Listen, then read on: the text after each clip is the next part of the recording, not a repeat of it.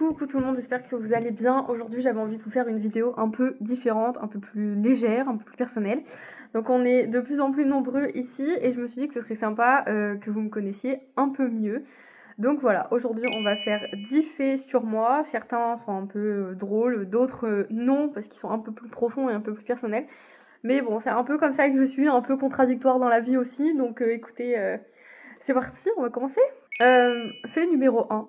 Je suis introvertie, mais tout le monde croit que je suis extravertie. Alors, pourquoi?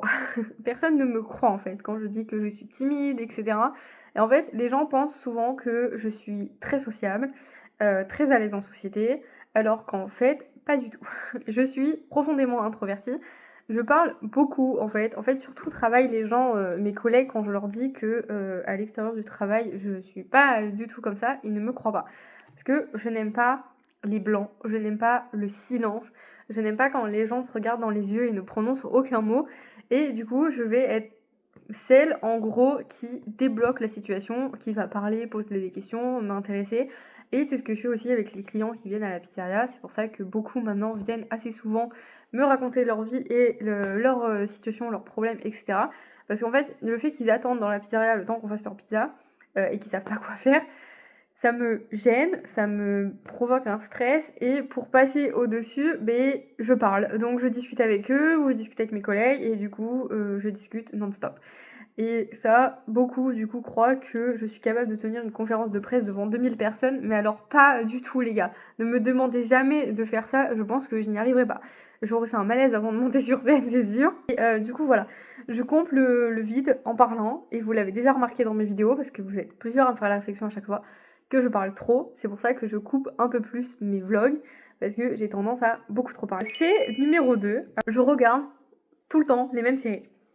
Alors bien évidemment, je change, mais par exemple, la période de octobre, novembre, décembre, souvent, je me refais une série que j'ai déjà vue. Je me fais pas les 3 séries d'un coup, mais comme c'est des séries qui se passent souvent à cette période-là, et le temps que je les regarde, quand j'ai le temps, du coup, ça me prend 3-4 mois de me faire, alors quand je dis la série, je me la tape entière. Il y a beau avoir 12 saisons et 20 épisodes par saison, en fait, quand je commence une série, je peux pas regarder autre chose tant que j'ai pas fini entièrement ce que je suis en train de regarder. Très compliqué la fille. Donc du coup, pendant cette période, souvent, je me refais donc soit Gossip Girl, soit Vampire Diaries, soit les frères Scott. Là, l'année dernière, je me suis refait... j'ai fait un mélange, je crois, mais l'année dernière, j'ai pas regardé ça. J'ai regardé 911. Donc c'est la première année, en 2025, où je n'ai pas regardé une de mes 3 séries préférées. J'ai regardé une série qui s'appelle 911, qui est assez vieille, je crois. Et du coup, j'ai tout fini. Voilà, ça m'a pris 3 mois. Mais voilà. Mais sachez que ces 3 séries sont mes 3 séries préférées. Et je choisis toujours le moment de l'année où je sais que je vais pouvoir la regarder en entier. Souvent, en plus, il n'y a pas beaucoup de propositions d'autres choses, que ça soit sur Netflix, Disney+, ou quoi que ce soit. Donc du coup, je me retape ces séries que je connais absolument par cœur, du début à la fin. Donc voilà, vous inquiétez pas, je regarde d'autres choses aussi, mais c'est plus le reste de l'année. Vous voyez, c'est très compliqué maintenant de retrouver des bonnes séries. Surtout sur, par exemple, Vampire Diaries, je suis désolée, je n'ai pas trouvé de série depuis, ou même de film, qui vaille le coup comme ça, genre sur des vampires, des loups-garous, etc. Alors certes, hein, c'est très fantasy, mais y a pas, y a pas un équivalent pareil au même niveau et tout. Et du coup, quand j'ai envie de me regarder une série sur les vampires et tout, des fois je cherche, mais je trouve pas. C'est naze, c'est trop nul, et du coup, je me retrouve à regarder exactement la même chose. J'ai eu très peur de conduire pendant longtemps. Alors, j'ai eu une vraie peur, mais vraiment une vraie peur, à cause d'un traumatisme qui s'est passé quand j'étais petite, mais ça, je l'ai su qu'après avoir fait des séances de psy. Donc, j'ai eu mon code à 16 ou 17 ans, je crois, et après, du coup, je suis partie 2 semaines en stage de conduite intensive, donc ça s'est bien passé pour la plupart du temps, mais j'ai pas eu le temps de passer mon permis là-bas, il y avait trop de monde et tout, donc j'ai dû le repasser dans ma ville. Sauf qu'ils n'ont pas voulu me le faire passer avant que je refasse 10 heures minimum avec une auto-école. Et personne ne comprenait. Alors déjà, je trouve une auto-école, je tombe. Non mais je pense qu'il faut vous faire une story time parce que c'est incroyable ce qui m'est arrivé. Je vais à ECF, tant pis. Première auto-école de ma ville, bien notée, machin et tout. J'y vais, je tombe sur le plus gros misogyne que la Terre est sortie, je crois. Tout ce que je faisais n'était pas bien. De toute façon, je suis une fille, donc je sais pas conduire, donc voilà, une horreur. Donc je décide d'arrêter la voiture en plein milieu d'un endroit que je ne connais pas. Je dis merci, au revoir et je descends. Donc je m'en vais et du coup, avec ces personnes-là, j'ai appris après, parce que les 2 semaines où j'ai passé mon permis, j'ai fait mon code aussi, mais j'avais pas eu les résultats de mon code. Donc quand je suis revenue dans ma ville, j'ai appris que j'avais plus eu le code, j'avais fait 3 fautes, j'ai eu trop le seum, donc du coup j'ai dû tout refaire. Où j'avais fait 6 fautes, je crois, il fallait en faire 5, un truc comme ça. Mais j'ai été à une faute près, vous voyez, genre ça m'a saoulée. Donc du coup, comme j'étais inscrite à l'ECF, que mes parents n'avaient pas envie de faire 15 000 auto-écoles, je passe mon code avec eux, mais je ne conduis plus avec eux. Donc je finis mon code avec eux, je l'ai au bout de la 3e fois. Donc j'ai mon code, et là je dis à mes parents que je veux pas continuer à conduire avec eux, parce que si je tombe sur l'autre connard, c'est même pas la peine. Donc on me trouve une 2e auto-école. Malheureusement, je me fais inscrire et tout, et donc je conduis avec une dame, très gentille au début et tout. Et un jour, elle me dit, on va aller dans telle ville, on va aller chercher ma fille. On va chercher sa fille. Du coup, je me suis retrouvée à faire l'heure de conduite donc avec elle. Donc moi, j'ai conduit. Et après, du coup, pour me ramener, c'est sa fille qui a conduit. Mais je n'ai jamais vu une mère parler comme ça à sa fille pendant qu'elle conduisait. Donc je me suis dit, moi, je peux pas. Cette ambiance, c'est mort. Genre, avec moi, elle est gentille et tout. Et avec sa fille, c'est un monstre. Enfin, je vous jure, vraiment. Donc du coup, je finis quand même avec eux, je passe la première fois mon permis avec eux, en sachant qu'il y avait des phases où j'étais tellement angoissée, j'arrivais pas à démarrer la voiture. Parce que je vous ai expliqué, j'avais peur de la voiture, mais je l'ai pas su tout de suite maintenant, je l'ai su après avoir passé mon permis la première fois. Donc je passe mon permis la première fois avec une dame absolument exécrable. Vous savez, c'est le genre de meuf, elle arrive, elle te dit « J'ai un quota, aujourd'hui je dois donner le permis à 3 personnes, vous êtes 15, donc tu sais d'avance que tu l'as pas. » Voilà, et après vous devez conduire pendant une demi-heure et faire comme si tout allait bien. Donc je fais ma séance tranquille, tout va bien, je fais pas de faute, je réponds à ses questions, voilà, je m'en vais et elle me dit t'as pas le permis. Voilà, clairement elle me dit t'as pas le permis. Pourquoi? Parce que ça pour rentrer dans mon quota de la journée. Voilà, donc merci, au revoir, et puis repartez chez vous. Donc je repars, j'explique à mes parents, la meuf de l'auto-école du coup me dit que c'est souvent comme ça. Ils ont déjà fait des pétitions plusieurs fois pour que cette femme soit virée parce qu'à chaque fois elle fait ça en fait. Donc elle le dit avant que tu passes ton permis, donc déjà c'est stressant. Et après, voilà, elle te le dit après que tu l'as pas, enfin bref. En gros, elle le donnait à absolument personne. Elle ne respectait pas les quotas, soi-disant, donnés, même si on sait qu'ils ont des quotas à donner et à pas donner. Mais en fait, elle le donnait à absolument personne. Quand tu savais que t'allais avec elle, tu savais que tu l'avais pas. Après ça, je commence quand même à dire à mes parents que j'arrive pas à conduire, que j'ai très peur et tout, et que ça me stresse énormément. J'ai les mains moites, je transpire, je bégaye, j'arrive pas à parler à la personne qui est à côté de moi. Donc des fois, j'arrive pas à répondre aux questions ou à bien suivre les indications. Mais je fais pas de faute grave, vous voyez, le jour du permis. Juste, j'ai pas tourné à droite quand elle m'a dit de tourner à droite, mais bon, c'est pas censé être une faute grave. Donc voilà.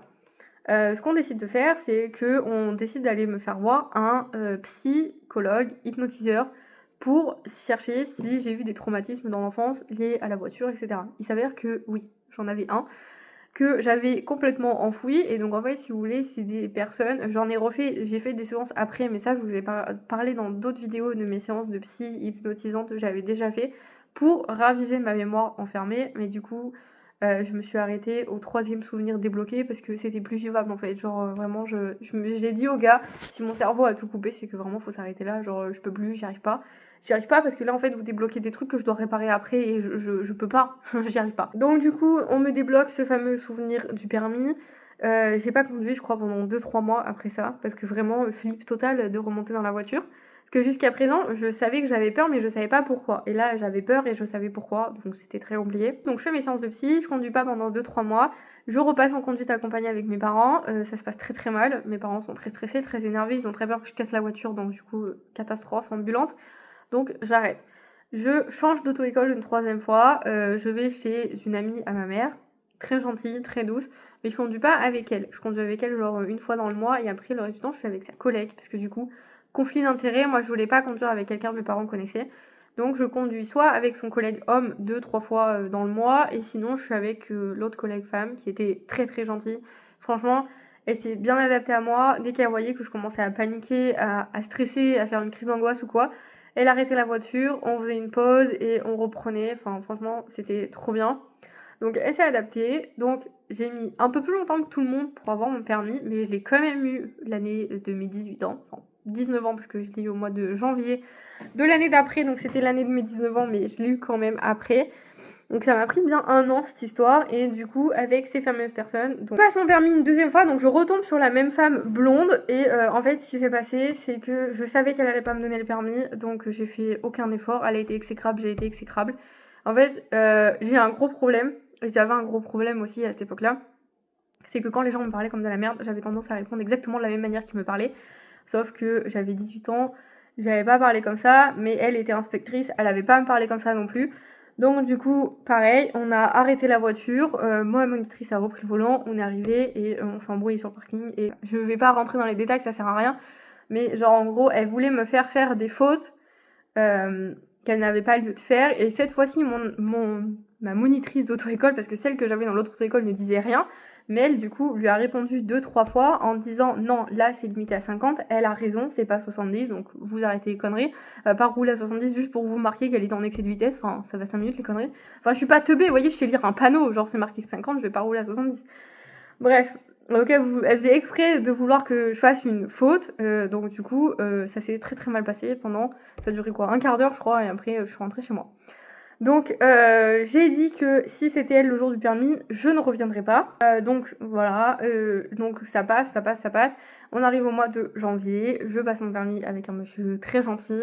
J'ai fait quoi, un tour du quartier, en plus c'est là où j'habite actuellement, où ils passent le permis, donc je les vois tous les matins, les pauvres, ils passent, ils font des créneaux avec ma voiture et tout. Et donc je passe le permis avec ce monsieur, je fais le tour de mon quartier, je reviens au parking, et il me dit « Je comprends pas pourquoi on vous l'a pas donné avant, parce que j'ai pas besoin de vous évaluer là, je vous donne votre permis, merci, au revoir. » Donc mes histoires avec la voiture.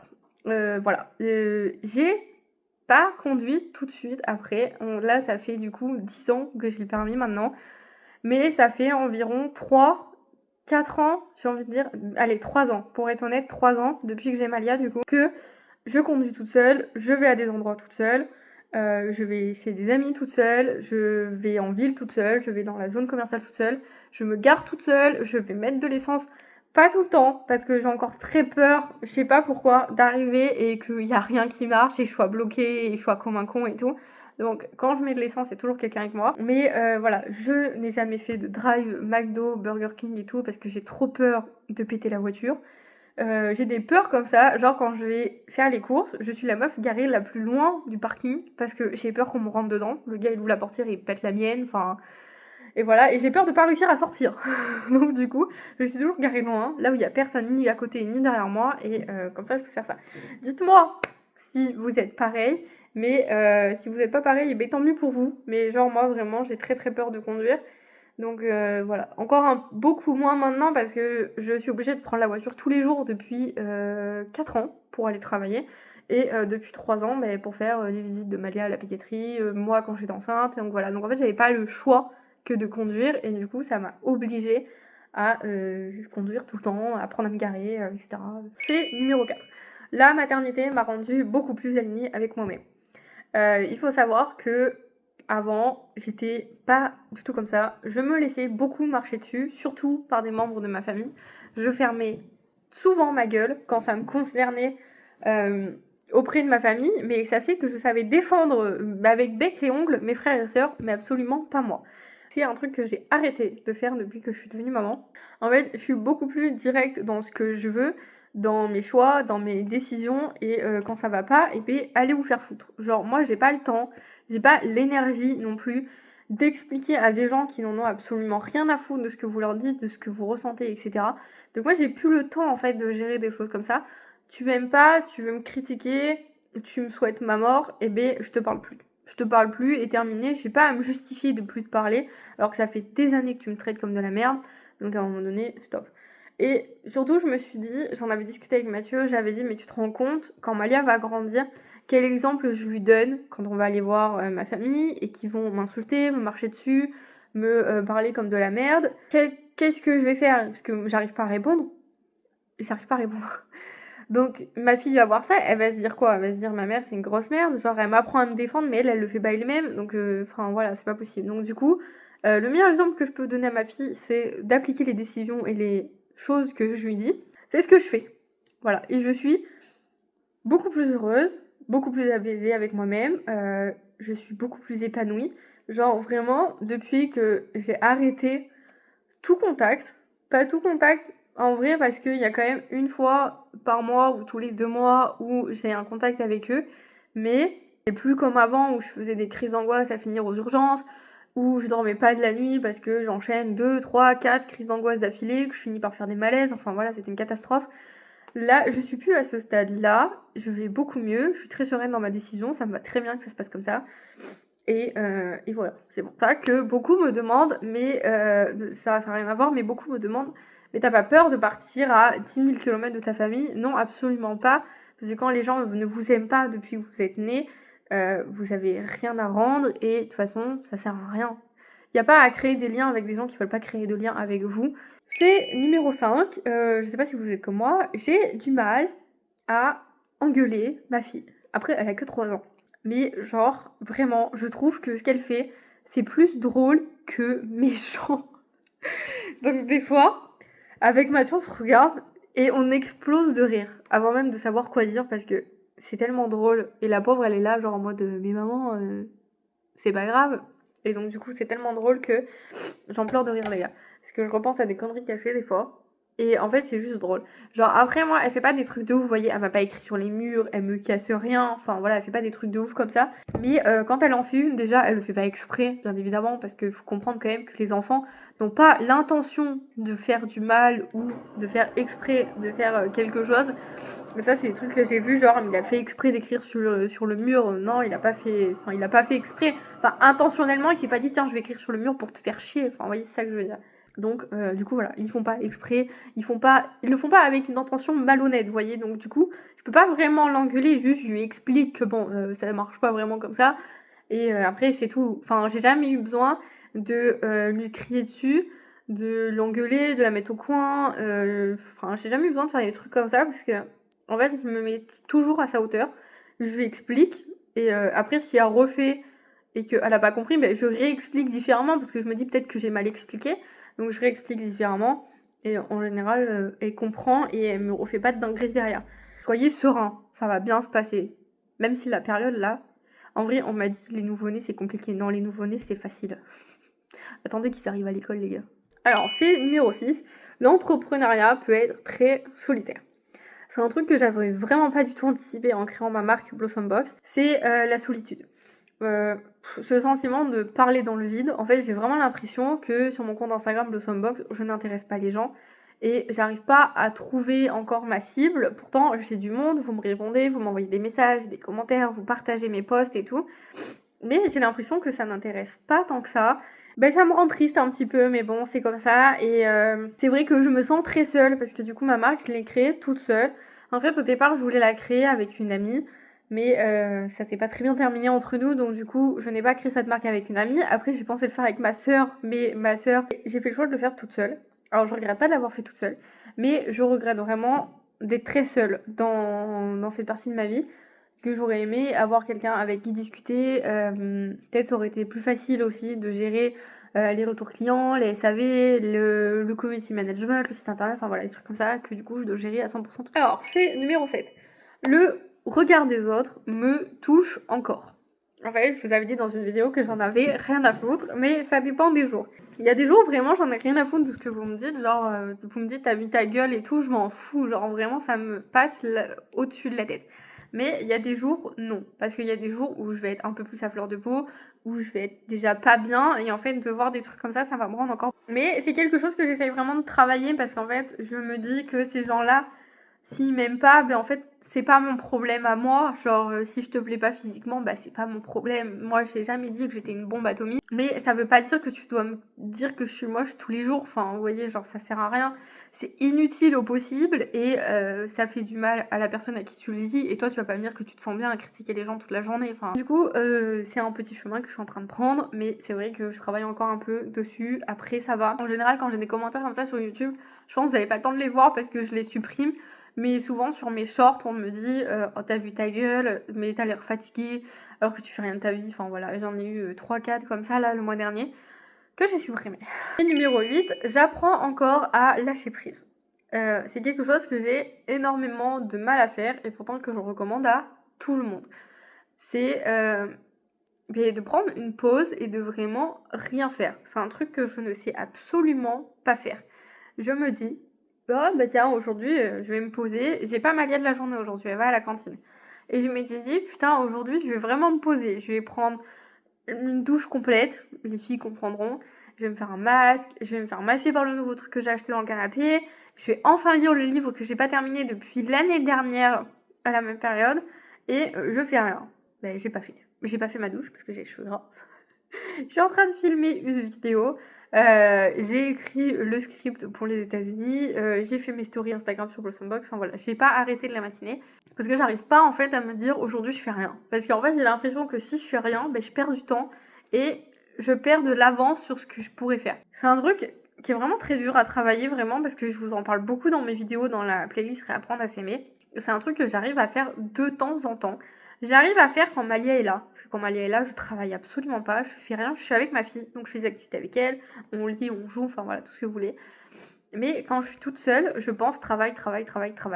Et c'est vrai qu'il y a des moments, je pense qu'il faudrait que je me prenne au moins une après-midi dans la semaine où je fais pas de travail. Vraiment. Il faudrait que j'arrive à me dire, bah tiens, cet après-midi, je fais rien, je fous Netflix, Malia est pas là, et puis merde, j'ai pas envie. Mais j'y arrive pas. Je vais pas vous mentir, j'y arrive pas. Si tu y arrives, ça va durer 1 heure et après ça va me gonfler. Fait numéro 9. Je ne veux plus être celle qui se compare aux autres. En fait, j'ai plus envie d'être la meuf qui se compare à celle qui a déjà le million d'abonnés sur YouTube, celle qui vend ses 30 produits par mois alors qu'elle a 100 abonnés sur Instagram. J'ai plus envie d'être cette meuf-là. C'est dur en fait parce que moi, je vois des filles qui ont commencé en même temps que moi, du coup, leur boutique, que ce soit des créatrices de bougies ou des choses comme ça. Et en à peine 6 mois, elles ont atteint les 2000 abonnés sur Instagram. Elles vendent tous les mois. Maintenant, elles ont un revenu avec cette année et tout. Je suis très contente pour elles, je suis très heureuse pour elles. Mais du coup, c'est vrai que moi, ça me remet en question et je me dis, mais qu'est-ce que j'ai loupé? Pourquoi moi, j'y arrive pas? Qu'est-ce qu'elles font de mieux et tout? Et je le fais pas de manière très saine parce que je me rabaisse en fait. Alors que juste, elles, quand elles ont ouvert, elles avaient déjà leurs produits. Et moi, quand j'ai ouvert, mes produits sont sortis 1 an après. Et du coup, je pense que le problème, il était surtout là. Et du coup, là, j'apprends encore. J'ai plus envie non plus en 2026 d'être celle qui doute de sa légitimité. Pendant longtemps. C'est pour ça que Blossom Box n'a été ouvert que en 2025. Parce que à la base, je voulais l'ouvrir en 2019. Mais ça, je vous l'avais déjà dit. J'avais tout fait, tout mon dossier était prêt et tout. Et je me suis dit, meuf, t'as 20 ans, qui va venir te suivre là-dedans? Genre, personne. T'es pas maman, t'as pas d'enfant, t'as rien à donner à personne et personne va t'écouter. En fait, j'ai douté de ma légitimité pendant tout ce temps-là, jusqu'en 2025, parce que je me sentais pas légitime en fait de vendre des produits pour les femmes enceintes, pour les mamans qui allaitent, etc. Alors que moi-même, je n'avais pas vécu cette expérience. Qui, je pense, était une erreur bête, parce que du coup, en 2019, une autre marque de boxe pour femmes s'est lancée. Et elle réussit très bien sa vie aujourd'hui, elle est encore ouverte et peut-être que ça aurait pu être moi mais ça ne s'est pas fait à ce moment-là donc c'est pas grave. Et il faudrait que j'arrive à vraiment me détacher un peu de mon travail. Alors c'est très compliqué parce que j'ai besoin que mon cerveau soit actif tout le temps donc en fait je travaille tout le temps que ce soit Blossom Box, YouTube, la pizzeria, d'autres projets perso, les États-Unis, enfin plein de trucs que j'ai envie de faire, même des fois j'ouvre, j'écris des livres, enfin voilà j'ai tout le temps mon cerveau qui est en train de travailler tout le temps et j'arrive pas à l'éteindre. Je sais pas, il y a des gens qui arrivent à le faire, mais genre, j'y arrive pas. Dernier fait sur moi, je rêve de vivre à l'étranger. Alors, c'est pas un secret, vous le savez depuis ceux qui me suivent longtemps, c'est un rêve que j'ai depuis X années, je crois. Mais c'est vrai que ça, c'est mon rêve ultime. Je veux partir vivre à l'étranger. Je me sens plus alignée, en fait, si vous voulez. J'adore la France, hein, j'adore la gastronomie, j'adore tout, mais je suis plus alignée avec ce qui se passe, avec la ville où je suis, surtout, en fait, je pense, c'est ça le problème. Et j'ai l'impression que peut-être c'est un peu une fuite aussi, vous voyez, de vouloir partir vivre à l'étranger. Mais ça m'éviterait tellement de désagréments que de rester ici que fois 1000% je vais où vous voulez mais pas ici. Voilà. Après on a acheté une maison. Ça beaucoup ne vont pas comprendre pourquoi j'ai acheté une maison alors qu'on rêve de partir. Sachez qu'au moment où on a acheté la maison, si j'avais loué un appart ou une maison, c'était 900 1000 euros dans la ville où je suis actuellement. Et là, j'ai acheté ma maison. Certes, j'ai la taxe foncière en plus tous les mois, mais ma maison me coûte, j'ai un crédit de 800 euros par mois dessus. Donc quand je faisais le ratio, ça me faisait quand même 200 balles par mois. Et même si j'ai la taxe foncière qui se rajoute tous les mois, donc j'ai 160 euros 180 € cette année, pardon, de taxes foncières parce que le papier est juste là. En plus, tous les mois, ça a augmenté de 200 balles, je suis ravie. Ça a augmenté pour moi et pas pour mes voisins. Alors je sais pas pourquoi, parce qu'on a la même superficie et tout, enfin bref. Mais du coup, au même prix, vous voyez, je suis propriétaire, j'ai pu faire des travaux dans ma maison, et puis je suis tranquille chez moi, vous voyez, j'ai pas à déménager parce que mes voisins font trop de bruit ou parce que moi je fais trop de bruit avec la petite. J'ai pas, enfin voilà, j'ai pas tous moi, de toute façon, quand on a pesé le pour et le contre, c'était plus logique d'être propriétaire et puis, tant pis en fait. Genre, être locataire, c'était chiant. Voilà, même si on sait qu'un jour on va vivre à l'étranger, c'est quand même important pour nous d'avoir un pied à terre en France. Écoutez, c'est tout pour moi. Avec mon café froid maintenant, mais bon, j'ai l'habitude. C'était dit, fait sur moi. Merci d'être là, toujours au quotidien, que ce soit dans les vidéos, dans les shorts et tout, je vous remercie vraiment. Dites-moi en commentaire, vous, est-ce qu'il y en a dans lesquels vous vous reconnaissez ou est-ce que vous voulez me dire, vous aussi, une petite liste de faits sur vous que j'apprenne aussi à vous connaître? Parce que je vous vois, en fait, avec vos photos de profil, je vous reconnais à chaque fois et c'est trop cool. Donc voilà, dites-moi quelques petites choses sur vous que je ne sais pas. Puis se rapprocher un peu, ça serait cool et je vous dis à bientôt dans une nouvelle vidéo. Bye!